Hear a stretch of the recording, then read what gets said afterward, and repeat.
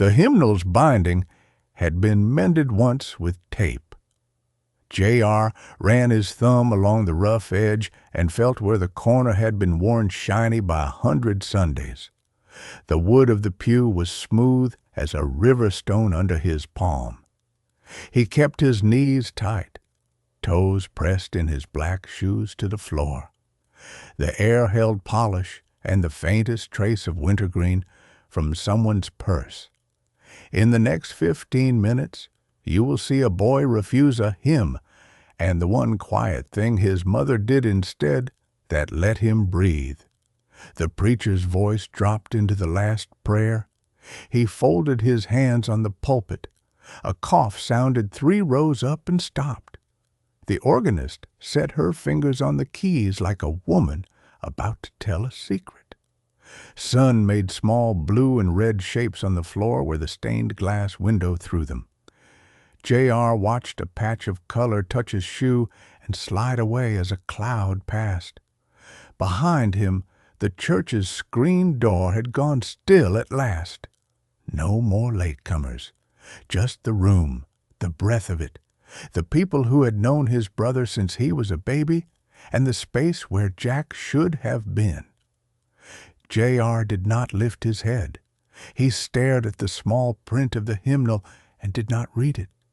He could feel his father's shoulder like a wall to his left. His mother's skirt brushed against his leg when she shifted, soft and steady. The preacher closed his eyes for the Amen. He said the word carefully, like he was setting something down. A few murmured it back. J.R. did not speak. He let the quiet stand in front of him. He swallowed once. The place where his throat met his chest ached like a bruise. What does a boy owe a song he cannot sing? The organist pulled a stop. The pipes breathed once. Then the first low note came up through the floor like a thing alive. J.R. knew the shape of that sound even before the melody stood up. He did not look at the choir. He looked at the hymn number card on the wall and read nothing. Carrie had asked them to sing it. She had gone to the choir director yesterday with her handkerchief in one hand and the words in the other, the same way she went to a stove with a match. Steady, exact. For Jack, she had said, for his going. The choir director had nodded and touched her arm and said they would. Now, at the end of the service, with the ground on Jack still fresh in J.R.'s mind and under his fingernails, the chords rose. Farther along, the room would sing, or in the sweet by and by. It did not matter. Grief heard both the same. Ray shifted. His jacket rasped against the pew. He cleared his throat just once, the way he did when he was about to speak. J.R. gripped the hymnal until his knuckles went white and turned his toes in his shoes for balance. The organ's second note came, higher, like a ladder anyone could climb if they wanted. He did not want. She did not know it yet, but the next minute would decide how he remembered church. "Stand," Ray said, quiet, without looking down. J.R. did not move. He let the word go past him and fall somewhere behind. He felt his mother's breath, not her eyes. He did not have to look to know she was already lifting her chin because she always did when it was time to stand. The room's weight shifted. Dresses rustled. Shoes scraped. The pew held J.R. like water holds a stone. He sank into it without moving a muscle. The first line came from the choir, soft and sure. Voices he had known since before he could talk folded around him. He did not stand. He did not open his mouth. He set the hymnal down in his lap with care, like it might break if he dropped it, and he stared at the place where the tape crossed the spine. A paper fan with a funeral home's name clicked once against the wrist. He heard the click. He heard the soft tisk of a tongue 2 rows ahead, and the whisper of a name that was probably his, probably not. He heard the old clock on the back wall take a breath and tick. He pushed his toes into the floor harder. He knew if he stood, he would have to sing words that did not feel true in his mouth yet. He was 12. Words were all he had to hold on to what had just been taken. "Stand," Ray said again, quieter. J.R. kept his eyes on the hymnal. He could see where someone had penciled a note in the margin years ago, a little dot over a syllable to remember how to hold it. He could not remember how to hold anything right now. His mouth tasted like old pennies. His legs held like fence posts set in mud. It was not defiance. It was shelter. Carrie's hand moved. She let go of the pew in front of them and touched his sleeve with 2 fingers, like she would touch a sleeping child who had dreamed something bad. She took a breath in time with the music. She started to rise, her knees straightening under her skirt. Then she saw he was not coming. She stopped. Her dress whispered as she sat right back down beside him in the one place in that whole room that was still. She did not sing the line. She held it in her mouth like a prayer that did not need words. Standing is not the same as believing. Ray kept his eyes forward. He did not turn. J.R. felt his father's silence wedge like a piece of wood under a door to keep it open. He knew what it meant for a boy to sit when the whole room stood. He knew what it meant for a man to have a son who would not do as he was told. He kept his head down. He could smell the starch in his own shirt and the faint soap on his mother's wrist.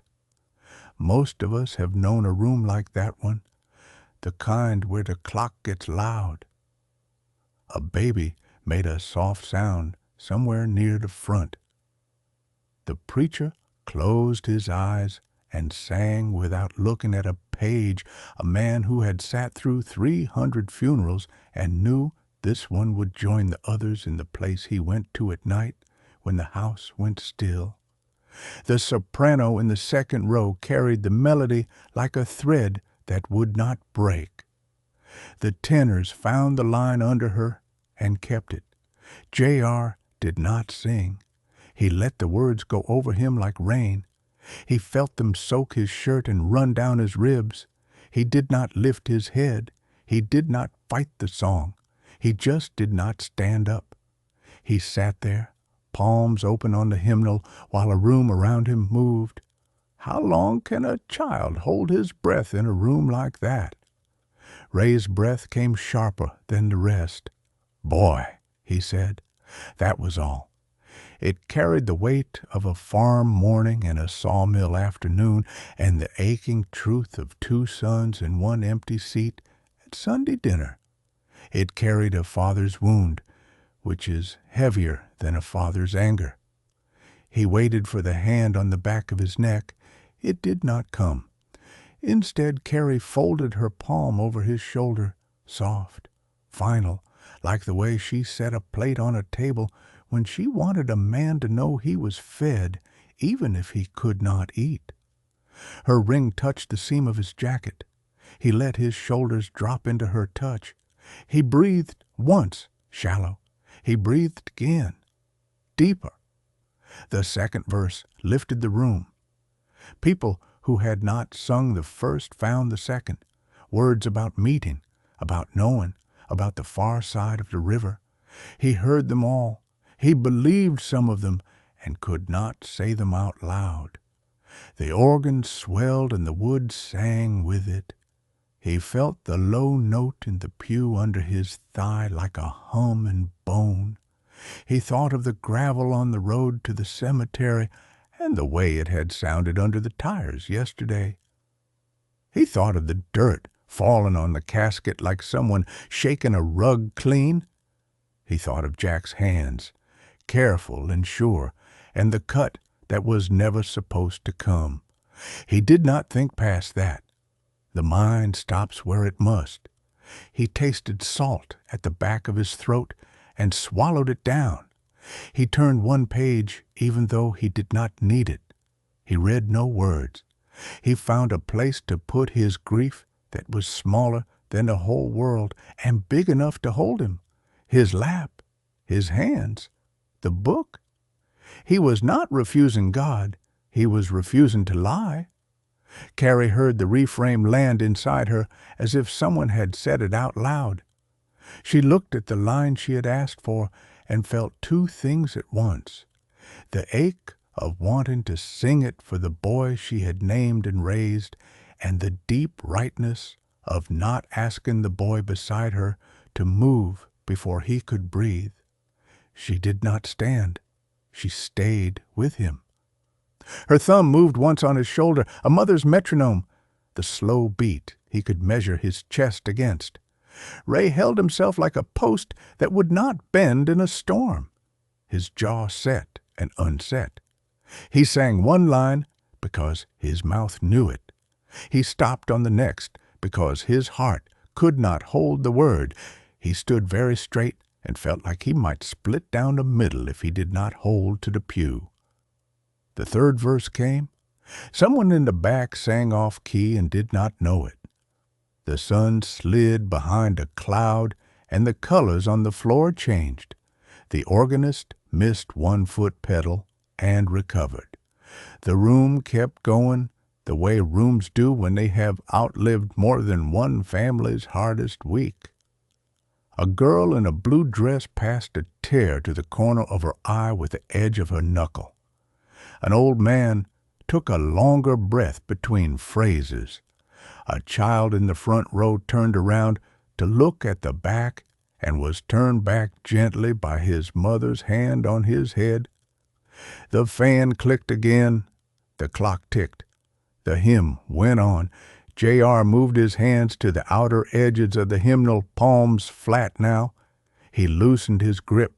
He let himself feel the wood under the book, the bench under the wood, the floor under the bench. He knew that if he stood now, it would be a lie. He also knew that if he sat and his mother stood, he would be alone on an island he could not swim off of. He did not want to leave her there, and he did not want to leave himself. He did not have to pick. She had already picked for him. He looked up once. He saw the back of a woman's hat with a small veil sewn on. He saw the preacher's shoulders. He saw the light through the glass and the dust hanging in it like tiny ships that did not move. He looked back down. He breathed again. It was easier this time. The verse ended, and the organ held the note like a held breath. The next verse waited on the far side of the room like a step nobody wanted, but everybody knew how to take. Carrie did not move her hand. She matched the organ with her stillness. She let him rest against it for as long as the music wanted. Most of us have known a room like that one, the kind where the clock gets loud. The thought passed again, not as a line to be spoken, but as a soft agreement between strangers, the way places remember us while we are remembering somebody else. The hymn reached the line that had made Carrie ask for it in the first place. She did not sing it. She let it sing her. She sat with her boy, and the words went by like a river under a bridge she could feel in her knees without standing on it. There is a kind of faith that sits down and holds the hand beside it, not because it doubts, but because it refuses to rush. Ray let out a long breath he had been holding so long it had started to feel like part of him. He did not sit. He stayed where he was. He did not reach for the boy. He did not touch his wife. He stared at the hymn numbers and saw nothing. He had no language for the feeling, so he did the thing he knew how to do. He stood like a man at work and let the minutes go by until the work was done. The organist's left hand rolled a heavy chord, and the choir's voices lifted a little higher on the last refrain. The room swelled the way a small room will when it believes together. The baby in the front fell asleep and slid sideways on his mother's arm. A man in the middle row, who had worked with Jack at the mill, bent his head and shut his eyes like he was counting backward from 10. J.R. leaned a fraction against his mother's palm. It was enough. It was a home inside a church that had lost one of its sons. He did not sing. He let the sound hold the shape of what he could not say. He did not have to explain it to anyone. He was 12. He knew enough to know that some things cannot be forced and live. The last chord came. It stood in the room by itself for a second, bright and alone, and then it was gone. The organ hissed like a kettle taken off the burner. The choir sat. The room sat. The pew let out the small wood groan it always made. Shoes shuffled. A throat cleared. The preacher gave the benediction in a voice that was firm and kind. J.R. had not stood. He had not fallen apart. He had not walked out. He had taken the weight in his chest and given it a place to sit with him until it was ready to move. He had been allowed to do that by the only person who could have allowed it without breaking him. His mother slid her hand down his sleeve and took his fingers, not like she was leading him anywhere, but like she was reminding him he was still in his own body. Ray turned then. He looked at the boy. He looked at the woman. The look held no words anyone else could have used. It held more history than the hymn book had pages. He gave the smallest nod, almost nothing, almost invisible. It was not an apology. It was not a blessing. It was a man seeing that the ground he stood on had shifted half an inch and would not go back, and deciding not to fight it in that moment. People began to move toward the aisle. Carrie did not hurry. She folded the handkerchief she had not used and put it back in her purse. She eased the hymnal from J.R.'s lap and slid it into the rack like she would lay a child down for a nap. Quiet, sure. She did not let go of his hand. Belief could sit and still be true. She kept her hand there, and the boy breathed.